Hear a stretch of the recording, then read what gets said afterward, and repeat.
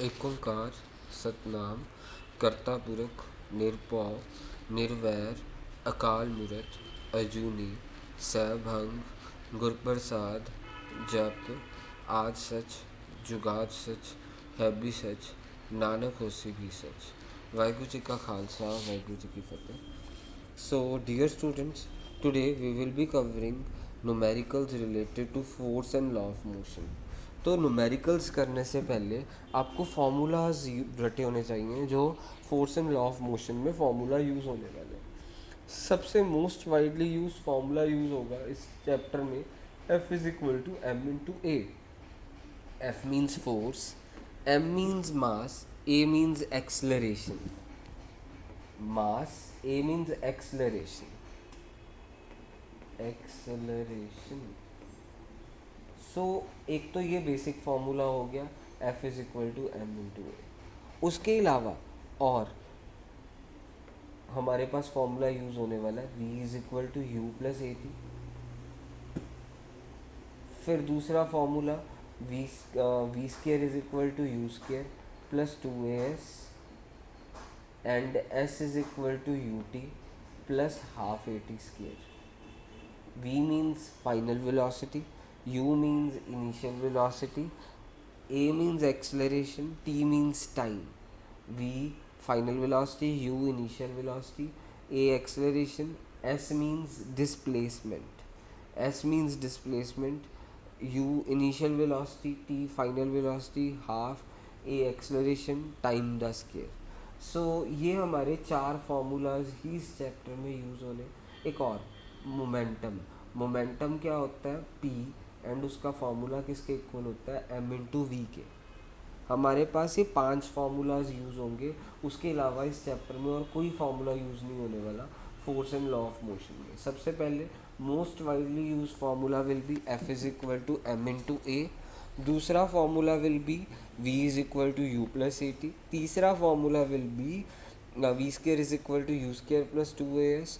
Fourth formula will be S is equal to ut plus half at square and fifth formula is momentum is equal to mass into velocity. So अब हम first numerical इस chapter का करने जा रहे हैं। आपकी book में एनसीईआरटी में क्वेश्चन नंबर 6 नहीं 5th न्यूमेरिकल पहले वाला है, means 5th question backs exercise में आपका सबसे पहला न्यूमेरिकल है, उसको ध्यान से देखिएगा। ये न्यूमेरिकल करने से पहले फार्मूलाज जरूर याद रखिएगा चैप्टर में जोन से यूज़ होने हैं। F is equal to M A, V is equal to U plus A T, S is equal to U T plus half A T square, V square is equal to you square plus two A S, then momentum P is equal to mass into velocity. तो हम first numerical means NCERT का 5th question back exercise का आपका इस chapter का पहला numerical है। तो इस क्वेश्चन में है क्या, क्वेश्चन ध्यान से सुनिएगा। एक ट्रक स्टार्ट हो रहा है और वो हिल से नीचे की तरफ आ रहा है, पहाड़ से नीचे की तरफ आ रहा है और उसने डिस्टेंस 400 मीटर का ट्रैवल करा। डिस्टेंस का मैंने आपको बोला सिंबल क्या होता है फिजिक्स में, एस, डिस्टेंस एंड डिस्प्लेसमेंट का। 400 मीटर का उसने डिस्टेंस ट्रैवल करा और कितने टाइम में ट्रैवल करा, 20 सेकेंड्स में। मीन्स ट्रक ऊपर से नीचे आ रहा है, पहाड़ी से ऊपर से नीचे आ रहा है। जब भी कोई चीज़ ऊपर से नीचे आती है आपको मीन्स, और ये भी बोला हुआ है कि truck starts from rest, means rest से शुरू हो रहा है, मीन्स उसकी इनिशियल वेलोसिटी 0 हो गई है। फाइनल वेलोसिटी हमारे को पता नहीं है, एक्सेलरेशन भी हमारे को नहीं पता। सो क्वेश्चन में क्या था, ट्रक पहाड़ी के ऊपर से नीचे आ रहा है, ट्रक स्टार्ट्स फ्रॉम रेस्ट, ये भी क्वेश्चन में स्पेसिफिकली लिखा है। और जब भी कोई चीज़ ऊपर से नीचे आती है तो आपको पता है इनिशियल वेलोसिटी 0 होती है। तो इनिशियल वेलोसिटी u 0 हो गया, ट्रक क्योंकि रेस्ट से स्टार्ट कर रहा, और डिस्टेंस 400 मीटर ट्रक ने ट्रेवल करा, टाइम 20 सेकेंड है, v पता नहीं है, a भी नहीं पता, और आपको मास दिया हुआ है 7 टन, 7 टन मास दी है। एक टन में, टन हमारी ऐसा यूनिट नहीं है, तो इसको ऐसा यूनिट में कन्वर्ट करने के लिए मल्टीप्लाई बाय 1000 करा, 1 ton is equal to 1000 kg। तो मेरे पास मास आ गया 7000 kg। तो अब मैं सबसे पहले मेरे को चाहिए क्या, मीन्स क्वेश्चन में निकालना फोर्स। फोर्स को निकालने का फॉर्मूला क्या है, m इंटू ए। मास तो है 7000, पर एक्सेलरेशन नहीं है मेरे पास। तो सबसे पहले मीन्स मेरे पास फोर्स निकालनी है। मास का मेरे को पता है 7000 kg है, और एक्सेलरेशन कहाँ से लेके आऊँ? तो पहले मेरे को एक्सेलरेशन निकालनी पड़ेगी।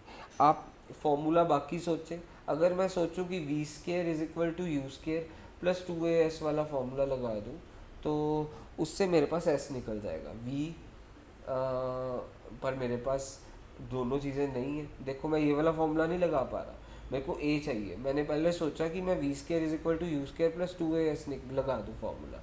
मेरे पास v भी नहीं है, u है चलो, a भी नहीं है, s है, पर मेरे पास यानी दो चीज़ें मिसिंग है। तो मैं ये फॉर्मूला नहीं लगा सकता, ये फॉर्मूला मैंने कैंसिल करा, ये नहीं लगा रहा। फिर मैंने सोचा चलो s is equal to U T plus half A T square लगा लेते हैं। अब देखते हैं यहाँ पे कितनी चीज़ें मिसिंग है। तो s है, ठीक है, u हमारे पास है, टाइम भी है, a नहीं है मेरे पास, और टाइम है। मीन्स एक चीज़ मिसिंग है। जब भी एक चीज़ मिसिंग हो ना किसी फॉर्मूला में, हम वही फॉर्मूला लगाते हैं ताकि मिसिंग वैल्यू निकाल लें।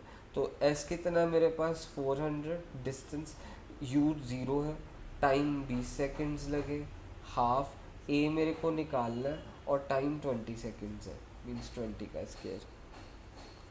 तो अब आपके पास क्या हो गया, 400 is equal to half into a into 20 का स्केयर क्या हो गया 400।